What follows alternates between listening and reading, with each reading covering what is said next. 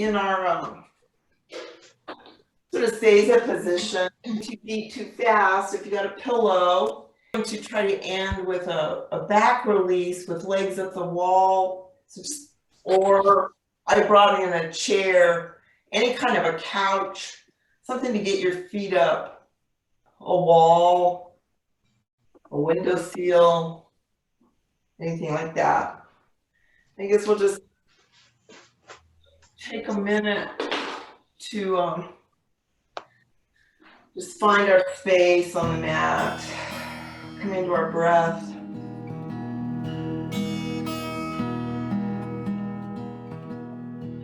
I'm just going to be here in the present for this hour. Whatever our battles and concerns are in the world, they'll still be here.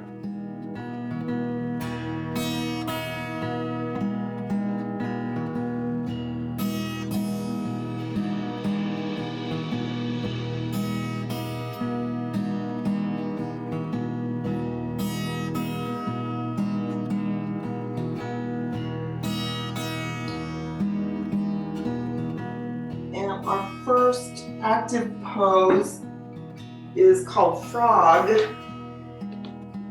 and you can think of it as kind of a wide knee child pose. So I usually spread something out so that my knees have cushion underneath, and we're just gonna let ourselves come to this forward bend. Tonight's So, yours might be kind of up on elbows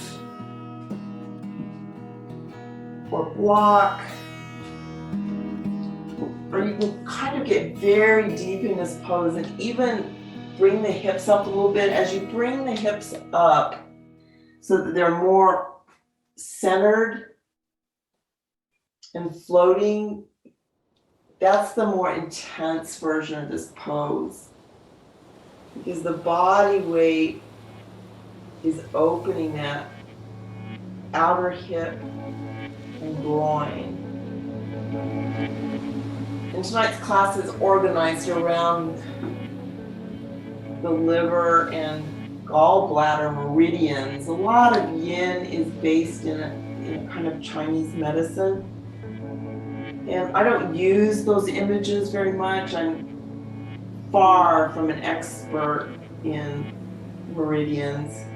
I tend to think, even in my own practice, more in terms of functional anatomy of what's being stimulated, but sometimes it does help to visualize that we're working more than just joint, muscle, and tissues. We're trying to stimulate energy centers that are real, even if they don't look exactly like you imagine a meridian map to look like. We do tend to store emotions in our body, and part of what we're doing in yin is trying to release areas that have gotten kind of stuck, they've gotten contracted, and I can almost guarantee you, if you do yin regularly, you will feel energetic effects along with the physical effects. So I'm just going to hold this for quite a long hold. You might adjust yourself to a stronger version or a less strong version as we go. It's just this hip, groin, this inner leg part that we're stimulating here is liver. It's a liver meridian band. And if you do ever want to visualize it, it kind of starts in the feet and circles up through the inner leg, past the kidney, and all the way up to the eyes.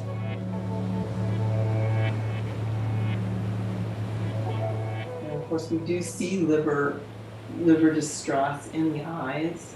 Even Western medicine acknowledges that.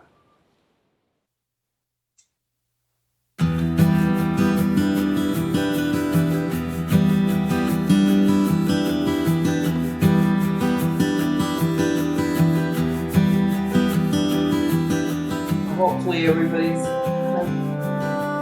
situated. I tend to have my toes fairly close together and my knees wide. Some people are a little bit more open in their feet. They have that flexibility to do that. It's actually a better stimulation for them.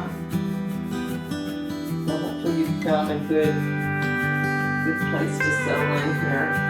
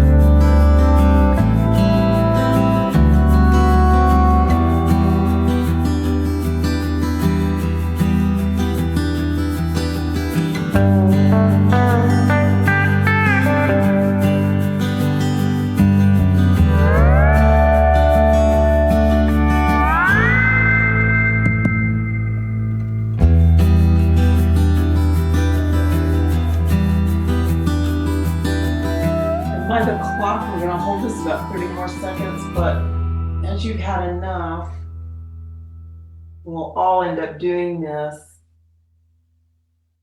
We're just going to let our knees, you've got a little bit of time, but I'm coming out, bringing my knees together. I'm just going to finish off the pose in a more restful version of just a child pose, letting my back release.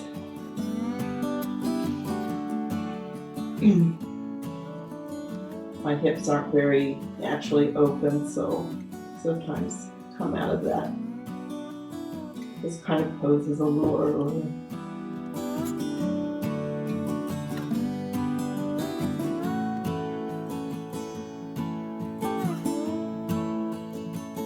So if you haven't already, go ahead and give yourself a few moments to breathe in a comfortable child pose. The arms can be forward or down by the feet,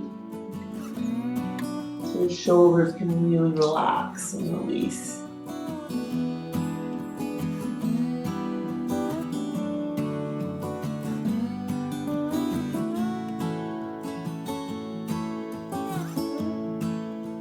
Our next series is on our belly, so gradually make your way to your belly. If you have a blanket underneath, sometimes that helps make it comfortable. And we're going to open up our quadriceps a little bit, which isn't directly related to these meridians, but I think it's going to help us in the next series. So what I'd like you to do is just come up on your elbow, maybe your left elbow, and reach around and see if you can grab your right leg, foot, somewhere, and begin to open up the knee and open up the quad by just bringing the heel to your degree close to the buttocks. And how you hold that is totally up to you. Some people can get their arm all the way around. Even if the leg's more perpendicular, I'll stimulate that thigh a little bit. We won't hold this a super long time. Just a few breaths.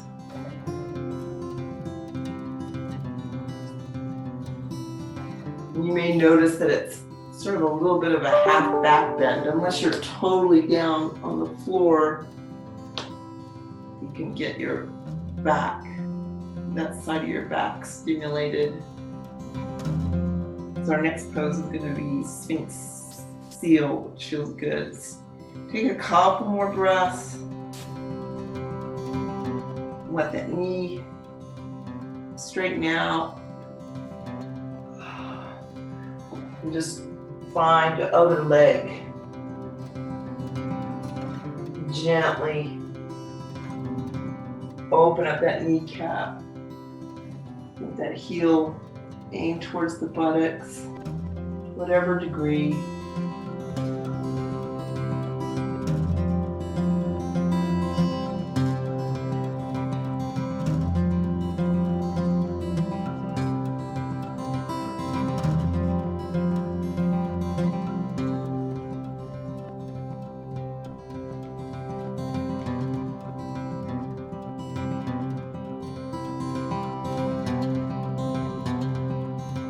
Taking about 10 deep breaths here.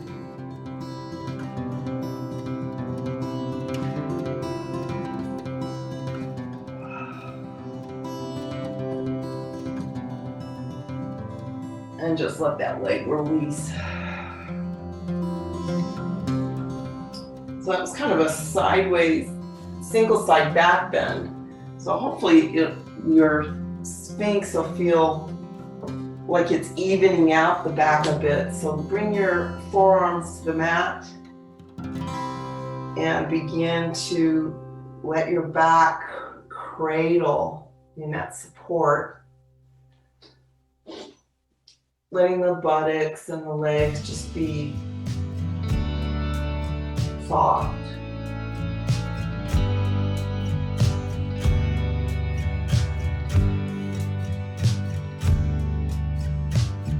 Energetically here, I really like to feel the lengthening of the back, naturally letting the back arch rather than pushing into a back bend.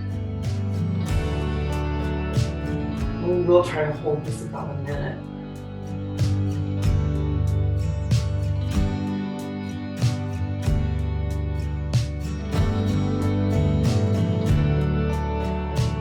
All those reminders that we usually give ourselves. My husband's dealing with a really bad neck right now, so sometimes holding the neck up like this is just not what the neck needs.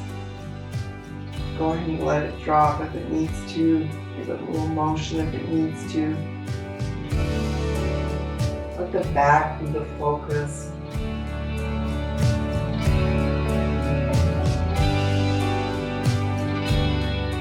And that forwardness that is part of our normal life.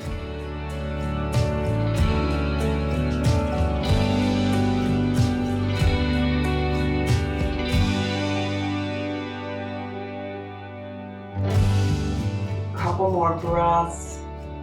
You're just going to come out of it by widening the elbows and letting the front body find its way all the way to the floor. And we'll do our little neck stretch here. Pillow hands, cheek on the hand. Pick a side and just let the head be really heavy. You don't really have to do anything except situate the cheek in such a way that you feel that passive twist of the neck. Hopefully helping to release tension on that opposite side.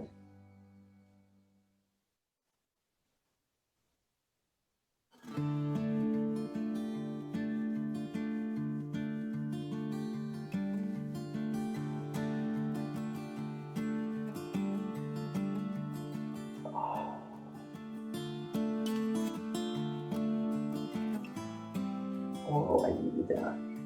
And we'll come into our seal version or repeat the Sphinx.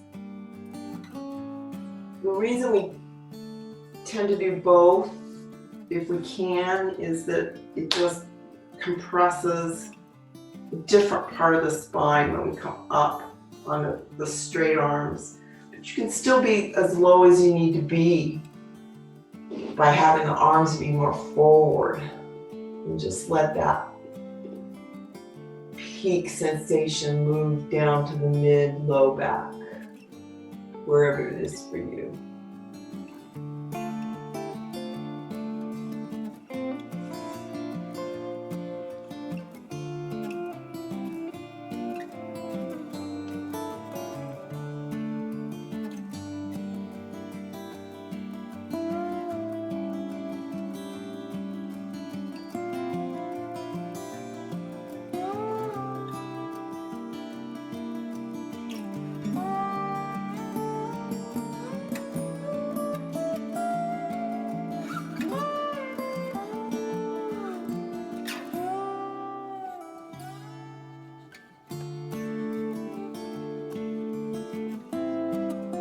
And if you haven't already, begin to slowly release that compression.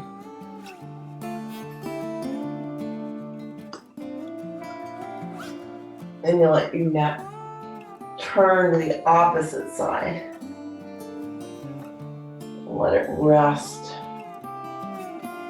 A little passive twist.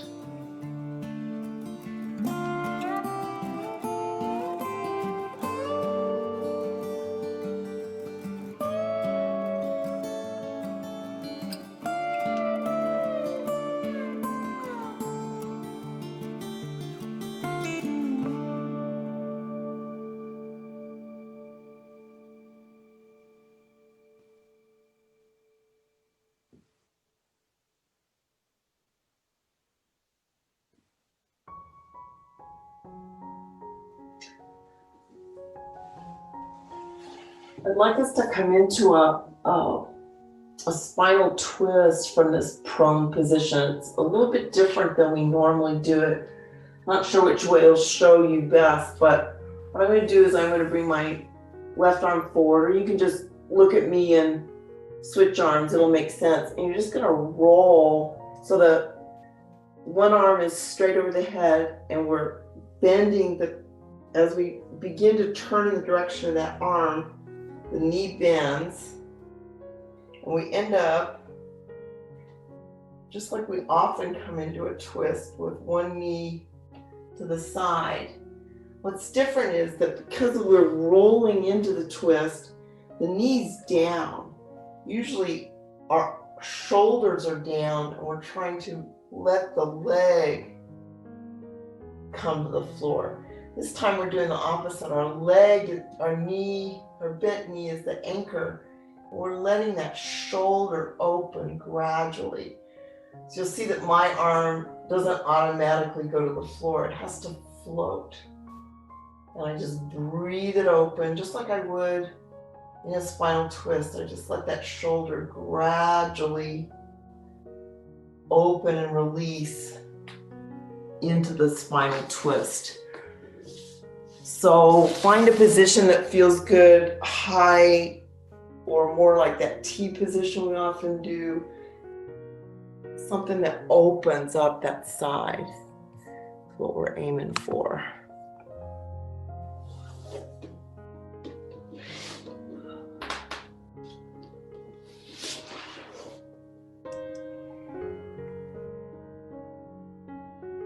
Nice. I like coming into the twist that way. It's just different enough that a little bit different things are getting stimulated. And if your arm gets tired of floating and the shoulder isn't quite down, just adjust it for the last minute of the pose until you're fairly comfortable, and let it be more about the back in a regular T position twist, if that's what feels good. I actually like my shoulder to float for a while because it will inch its way down. Not a natural thing for my shoulders. You can tolerate that little bit of uncertainty. If not, just find a good, I know I can see some of you are so open, your shoulders totally down. Now you're going to adjust your hip and your knee to get yourself a good spiral sensation.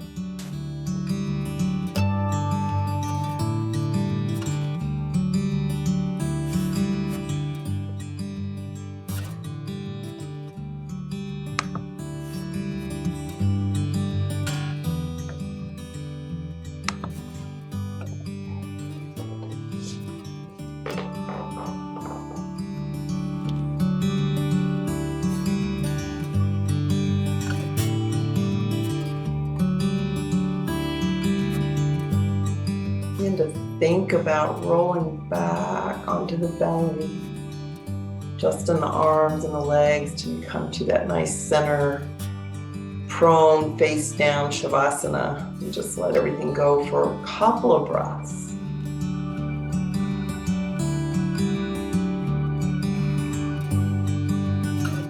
And then do the same thing on the other side. So whichever way you're heading, let that arm come up over the head. Begin to let the hip roll to that side and the knee bend. Let it be your anchor against that opening in the chest, shoulder. Breathe. Just be very patient here, unless you're one of those that spiral completely open automatically. Now you have to adjust a little bit till you find a little bit of stimulation for yourself.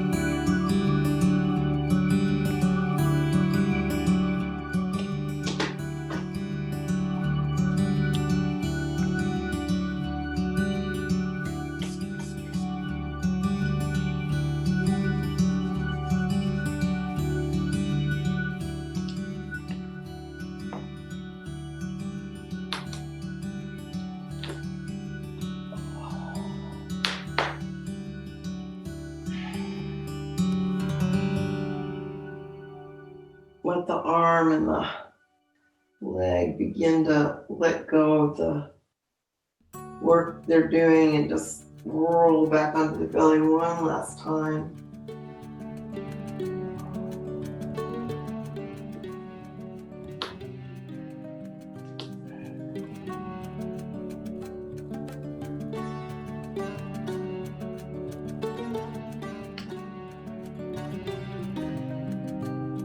We're going to do the next series from a seated position, so just make your way there. Maybe onto all fours. This is just one way to come to seated. Cross the ankles. Sit back across those feet, and you're going to end up on the sits bones eventually. And we're going to start in shoelace. That's the one where we have one leg. I'm going to pick my left leg. Foot comes underneath over to the side of the hip. And the top leg tries to stack knee over knee. Mine don't quite get there, but that's the idea. And for some people, this is just too much on the hips.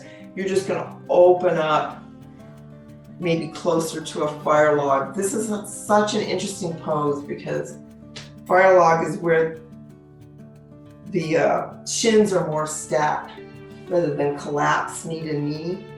And 50% of the people find this pose easier and 50% find the other pose easier. So pick which one. I'm gonna sit in fire log, but if that more open position is better for your hips, and better meaning you can stabilize on your hips a little bit more easily. We're gonna have forward bend here, so that's gonna be this gradual process. Might be just thinking about tilting that pelvis a little bit forward, supporting yourself with your arms. As we go into the time, wait for the release. Maybe you can get all the way forward, chin to knee. Find a good degree of stimulation for a couple of minute hold here. Very strong stimulation to the meridians that are the focus of tonight's practice. So take your time. Find something that's going to work. You can breathe.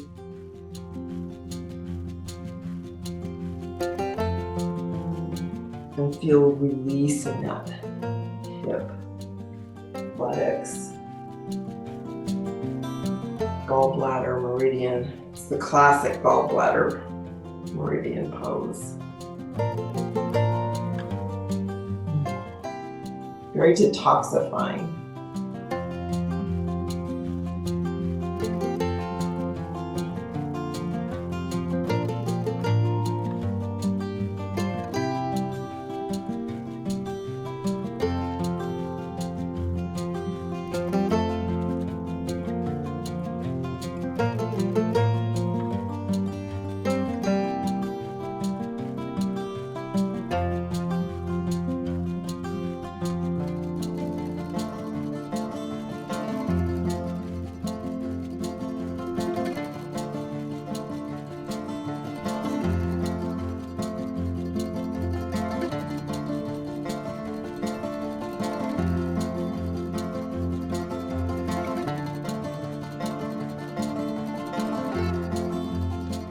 Got about another 20 seconds for a 2-minute hold here. You know the rules, you can always ease out of it much sooner than the planned time. Sometimes we say ease out of it, but really you're just changing the peak sensation. It's still got its own benefit even if you've raised up or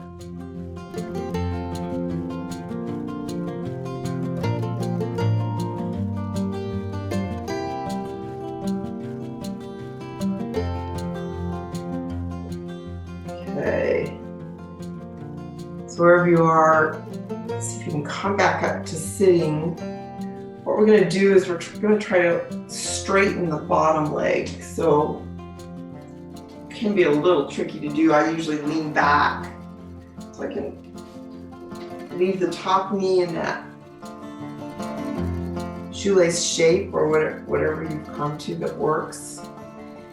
And this straight leg, you won't hold this quite as long, but it's kind of a nice complementary stretch. So it's a forward bend here.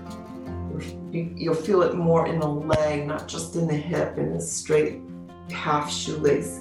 If you can reach someplace to hold on to it, help ease the body forward.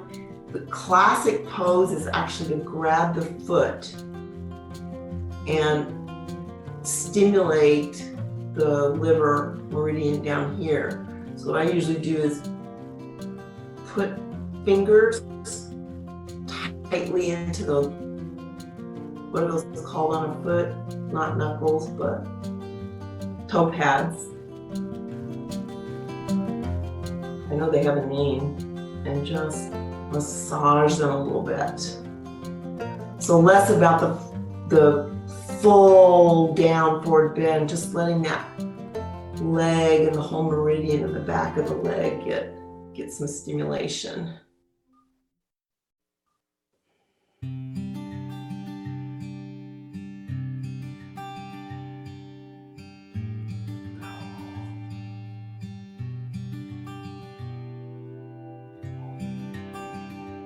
Go ahead and help yourself up. I'm going to lean back and just shake my legs.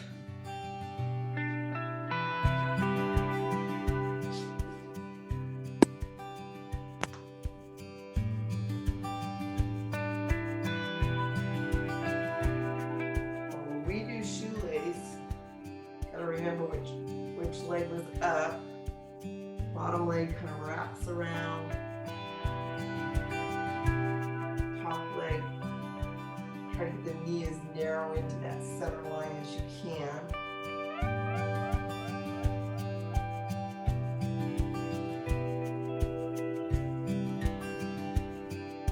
Just take the time you need to just talk to those hips.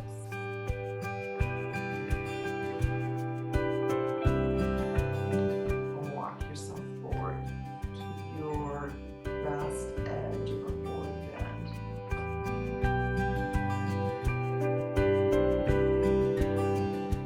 And the final expression, your back will round.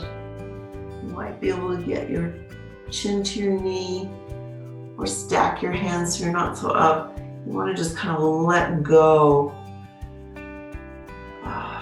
Let the focus of the stimulation be right at the hip band.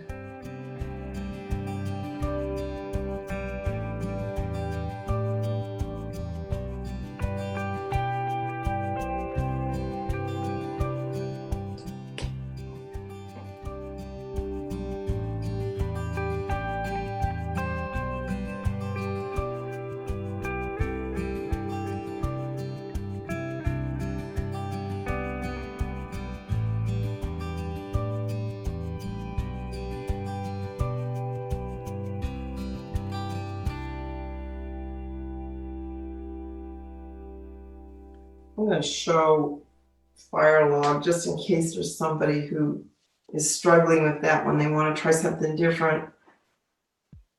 Shins are stacked this time instead of knees, or even one leg in front of the other. And help free the pelvis. You can still get good stimulation. It's a little more on one side, the forward leg, in this kind of pose, but it's still really good for those meridians we're working. Even if your knee's up, just the fact that you're working it open.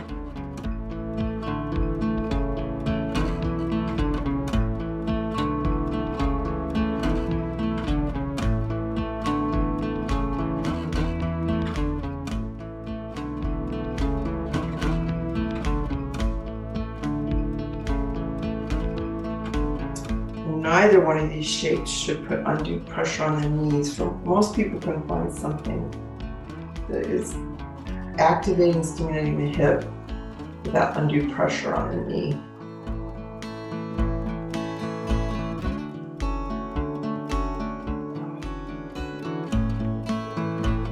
About 10 more seconds, so 3 nice full breaths. We come into that straight leg forward bend. Or whenever you're ready, just let that bottom leg straighten itself out. I'm going to come back to the half shoelace. You may be in a more open angle. We're trying to get the origination point of that meridian stimulated all the way up the back of the leg and into the feet. This can feel really good if you can get to your feet, manipulate those toes a little bit.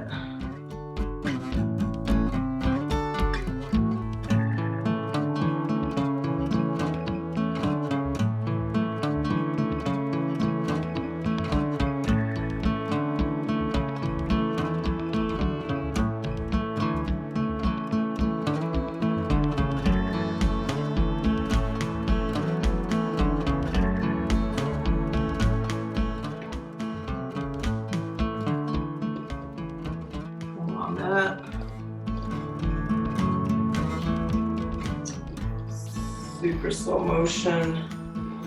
For most of us, this is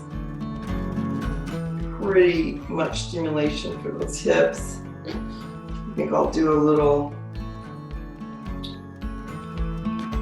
windshield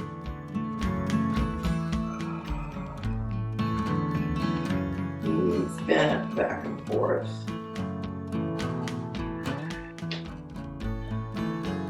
the top leg in this little windshield wiper is getting to go inward, which is the counter to that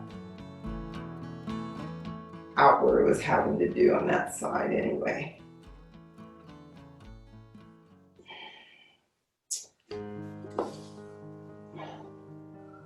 Okay, we've got another hip thing. Now work our way into swan pigeon. Your favorite image of it. I'm gonna suggest, sometimes we come into swan from like a down dog, so we're already very open. If you go there and you know that you like to get into it that way, feel free. I'm gonna offer this somewhat easier way to get into it, which is this little 90-90. So I'm on my left hip, or you may be facing the other way on your right hip. And that's going to be my front leg in the swan. And I'm just going to work the leg back. And it might not get all the way back. This little toe manipulation to get it back. But if I stay on my hip, that's what my body needs tonight. I'm just going to do that. And work my way into sleeping swan, which may be a little bit to the side, more of this 90-90. My back leg may even be a little bit bent. My point is you're still getting hip stimulation, just with the shape and the bending over those hips. So rather than make it about the hip flexor, which we normally do, getting a really long back leg, we're making it more of this meridian band here in the hip. You're just gonna see what you can do to get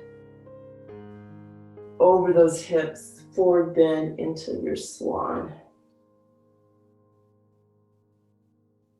This will be a good long hold. This is classic liver, gallbladder, meridian stimulation. So if you've got something that's fairly stable and you can just stay here in stillness for a couple minutes.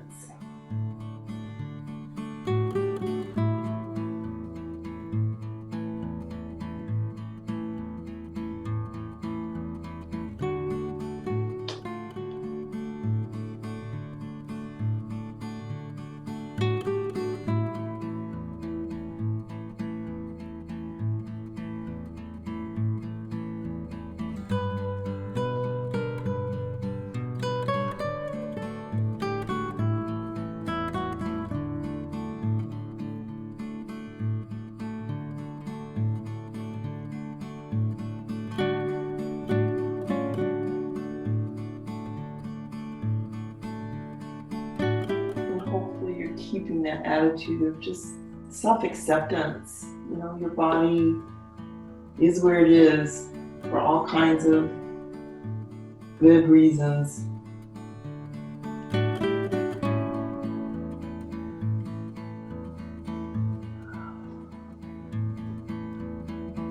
And if it could talk, it'd be thanking you for giving it this particular stimulation, regardless of what you look like in the shape.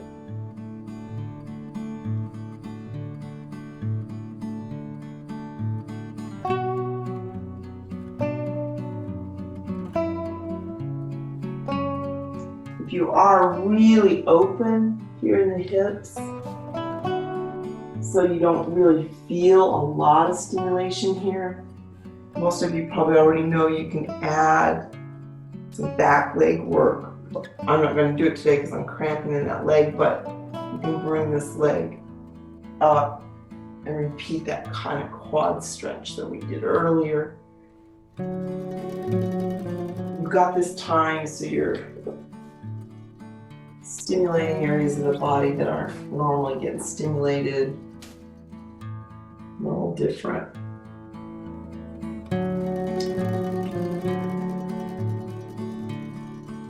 Another 30 seconds, going to bring you to a 3-minute hold. If you want to adjust or try something a little bit different for this last 30 seconds, that might feel good.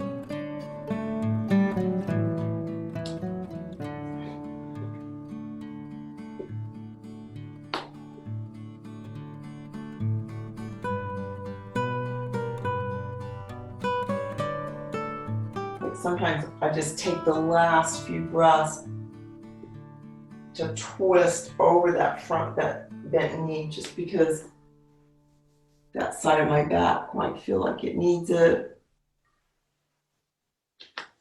And get a little bit more of a C shape. And eventually, easiest way to come out of it's kind of the way we came into it. Just come onto one hip.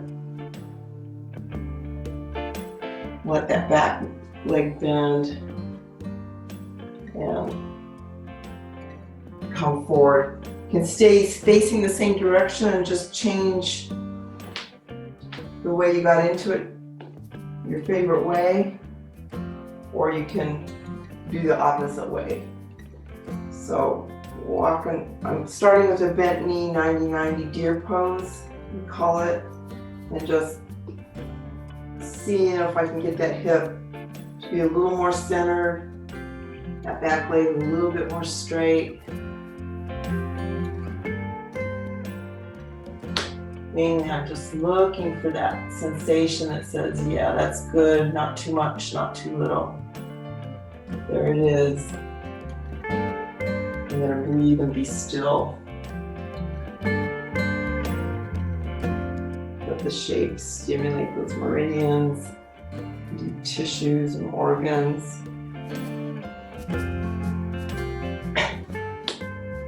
Just by being here and allowing it to happen.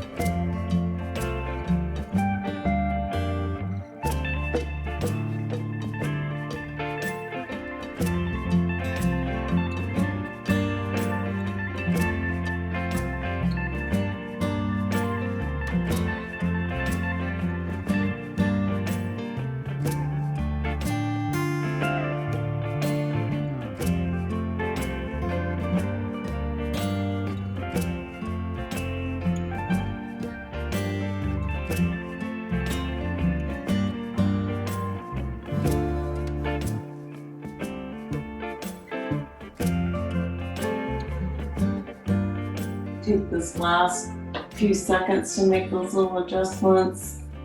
Like I said, sometimes I like to C-shape the side body a little bit. Or maybe come up. A little bit stronger back bend for the last few breaths. Whatever feels your body's kind of inviting you to do. It's usually the right thing to do.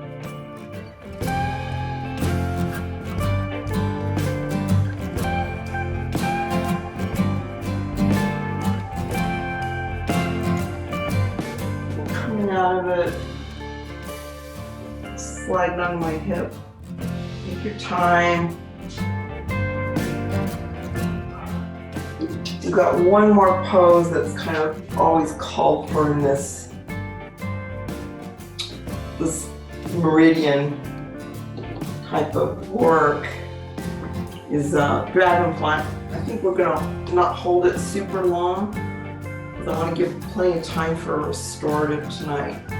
But just find a V shape. here's our meridian right here. So some 75% V.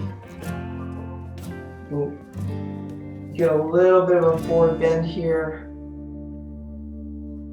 That's what we're aiming for. Some of you may do better keeping one leg in, and I'll just tell you when to switch out on this minute or so hold. But find your best edge of a forward bend here and just let that inner groin open one last time. Up on the hands, on the elbows, forehead to floor, forehead to block.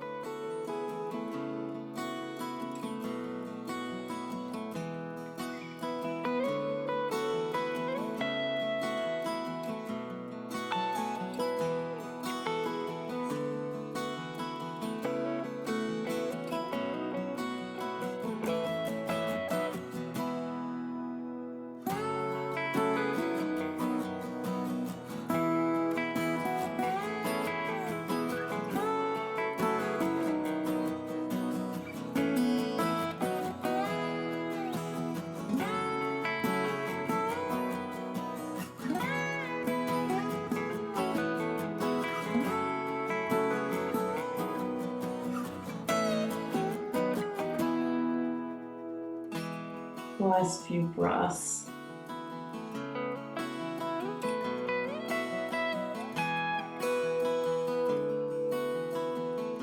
Help yourself up.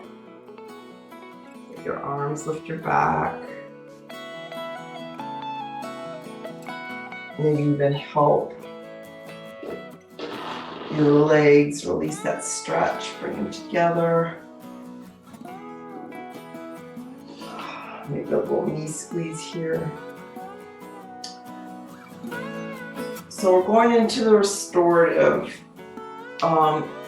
You all are experienced. So leg up the wall. You might have a favorite way to get there. If you have a wall, you just kind of scoot to the side of it and let the wall support the legs. This is really not about anything about the legs. The legs are just sinking into the hip socket. It's really going to be about the back. I'm going to demonstrate a way to do it with just anything that's high enough to get the legs out of the way. With like a chair can work really well. So if you're by a couch or you're by a chair, you just want to get your legs comfortable, knees bent, same kind of idea. They're not doing anything except getting out of the way so that the back can completely release against the floor.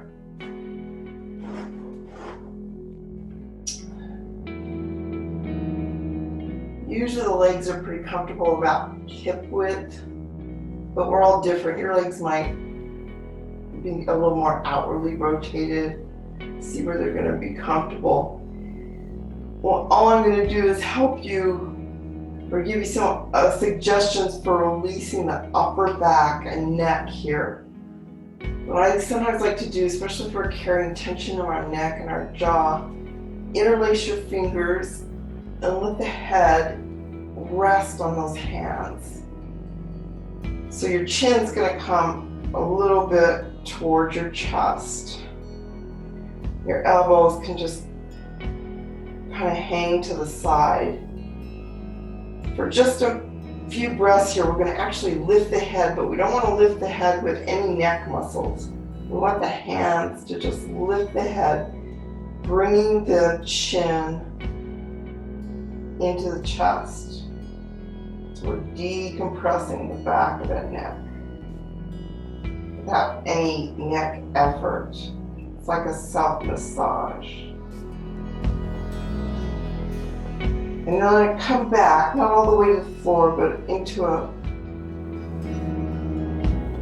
not so curled.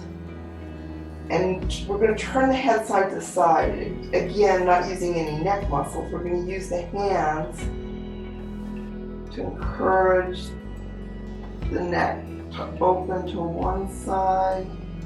And find the edge there, let it release, and to the other side. So kind of pick your rhythm. Little massage action here. The head is heavy in the hands. Hands are doing the work.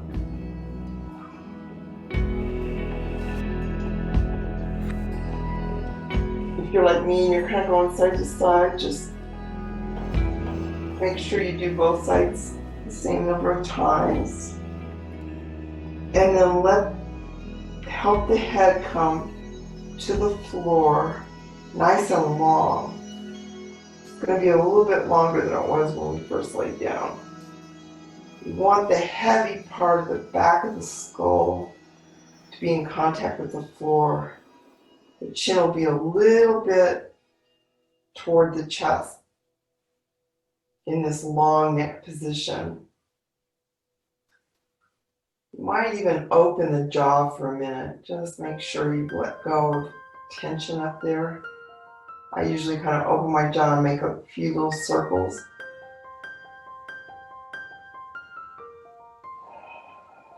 And if you're not already there, just let your arms come away from the body. This is like a supported Shavasana. We're just going to give ourselves permission to do absolutely nothing except sink deeper and deeper into relaxation.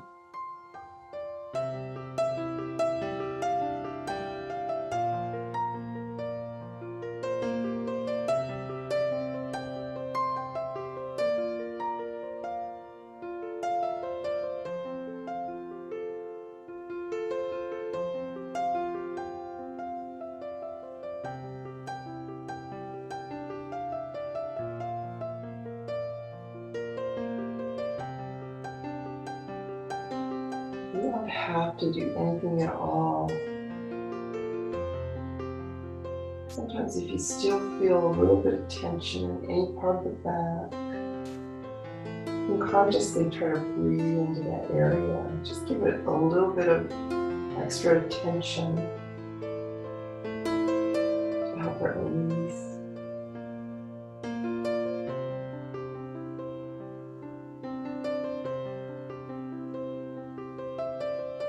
Sometimes it's the shoulders that are last to let go completely.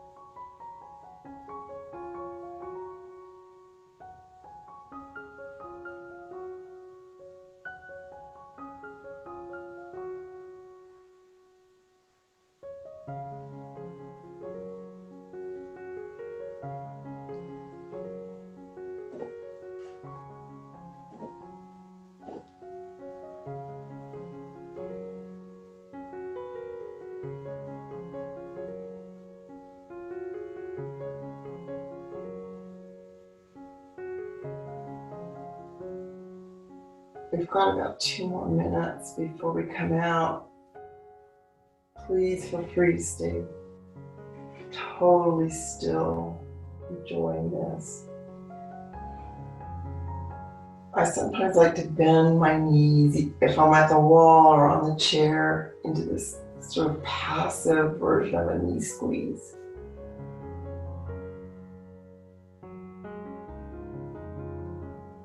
Just to let the low back totally let go, which is where I tend to have my tension, but you may be fine just where you are.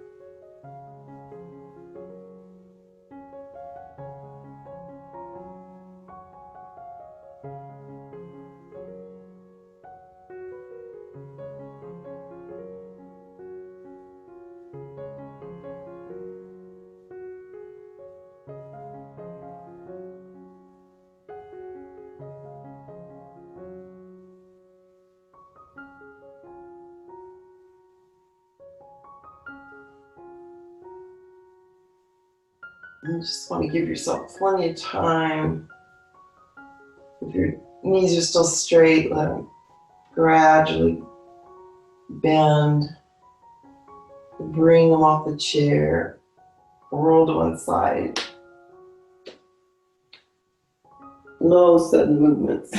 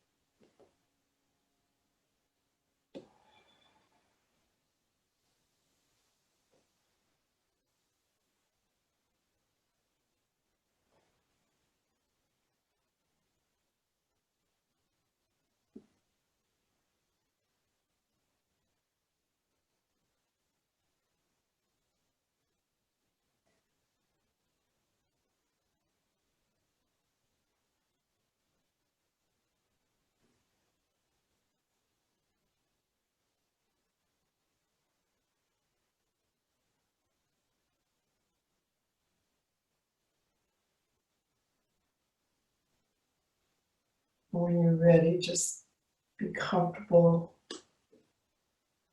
in any seated position.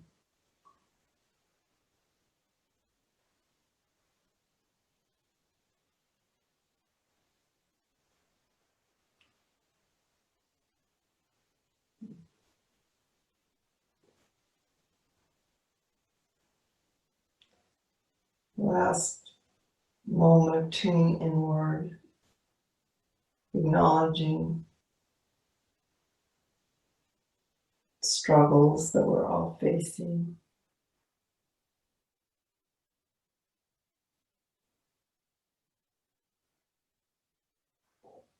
the connection we feel with each other. Hands can come to the heart. Namaste.